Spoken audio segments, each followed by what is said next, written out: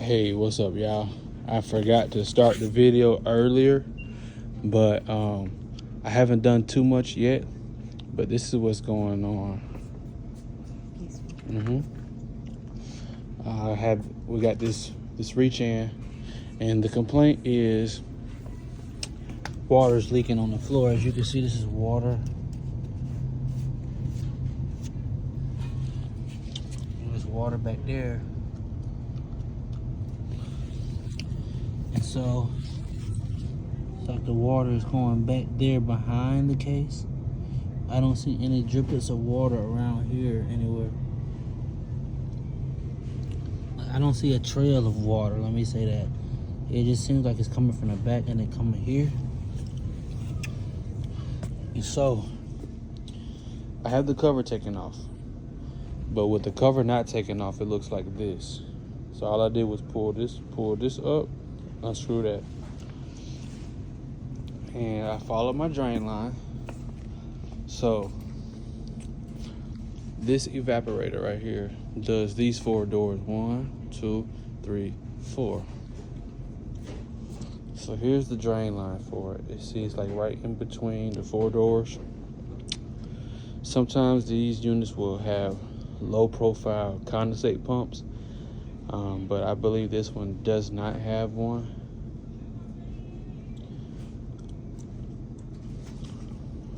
Because you can see there's a P-trap right here, and then there's 1 inch. If there was a condensate pump, it wouldn't come, the outlet would not be 1 inch, it wouldn't even be 3/4. So it should be safe to assume that there is no condensate pump. Look at that penny. This is 1972. So with that being said, I'm not too familiar with these Sub-Zeros. I've only worked on them a few times, but what really caught my eye is the drain system. That's the drain coming off the evaporator, and then it just goes down, and it just comes here. That's weird.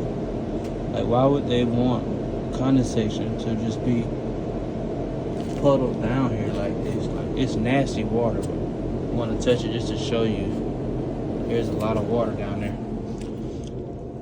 So what I did was, it didn't look right to me, so I went here to the other coolers, and it's the same thing.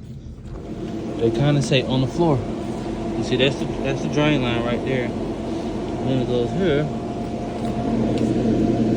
and it just pulls down here. And this is ice now. I mean, this cooler is working very well. And then the same thing for this.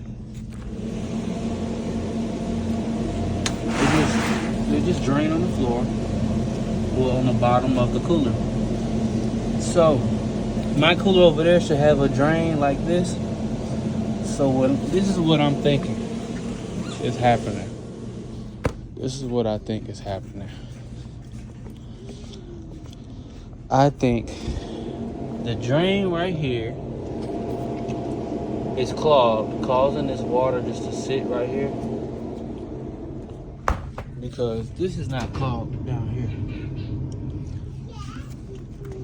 So what I think is happening is that the water's overfilling and then coming to the edge or coming into the groove where it's not supposed to come, or through the back, or even back here, and then going through the bottom and then coming out right here.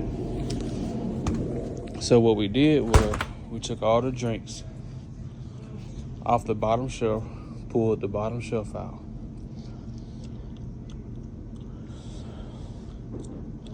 What I'm gonna do is I'm gonna clean the bottom really well and unclog the drain, and then clean up the residue and then see if it leaks again. I had one of the employees here helping me take the drinks out, and I wasn't near the cooler, I was like behind him. All he did was close the door and the lights went out. So hopefully the lights will come back on just as easily as they went off. So let's see, there's wires everywhere around here. Nope, that didn't do it. So after I get done with that piece, then I gotta mess with this, with the lighting. All right, so there we go. I'm about to get this vacuum, jump it to the 120, clean this out, make several trips back and forth, in and out, and I will get back with y'all. All right, so we got started. So what I did was, instead of me just vacuuming and coming back, vacuum, coming back, what I'm doing is I'm letting the floor drain empty it out for me. So what I'm doing is I got the vacuum, and instead of pull mode, I put it on push mode. So it's actually, and then I put it on top of the drain, so it'll push all that gunk through the P-trap and the drain line. As you can see, it's draining down. So I'm gonna keep doing that until I am confident that it is clear, and then I'm going to try to get as much gunk up as I can. That's when I use the pull method. And then also, I did not have a outlet nearby, so what I did was I just jumped the power from right here. Here's my connector. Red is hot, green is ground. This is my ground.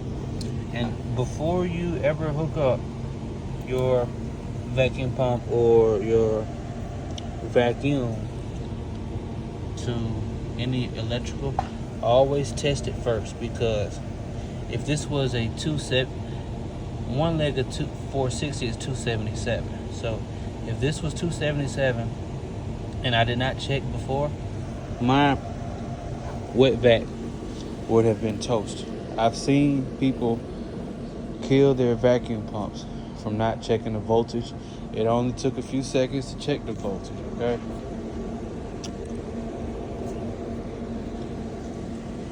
All right, so I'm about to get back with y'all. Oh, and then another thing, these lights came back on. Good thing for me. One less thing I have to work on, hopefully. I was messing with down here, and then it came on, so there may be a loose connection down here, so I'm gonna just tighten up all my connections down here. But first, I gotta get to the main problem, the water leaking. Okay, so I got the drain cleared. The vacuum was not strong enough. I had to go get the nitrogen. You can see that the drain is cleared. So now what we do is, before we button everything up, we need to verify that this drain is confidently cleared. So we're gonna pick 2 or 3 out of these. I'm thinking about the fruit punch,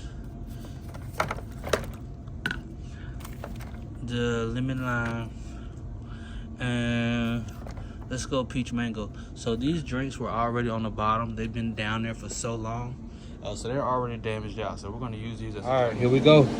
We're gonna do lemon lime first.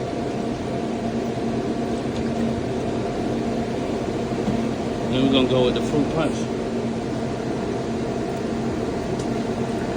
So we're just pouring this in here just to verify that the drain is not clogged anymore. I can actually hear it coming out of here. Listen to it.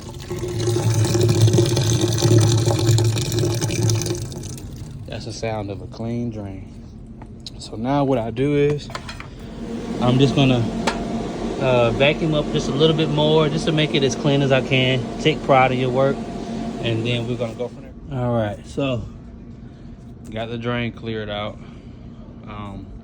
So now what I'm gonna do is I'm gonna tighten up these connections on these lights, and then put new screws in the panels underneath below, so even if somebody does kick it on accident, they won't be able to kick it off. And then I'm going to mop around the area. And what we'll do is either we will come back and do a follow-up visit, or we will call and ask them, is a follow-up visit needed? And we'll go from there. All right. That's it for this call.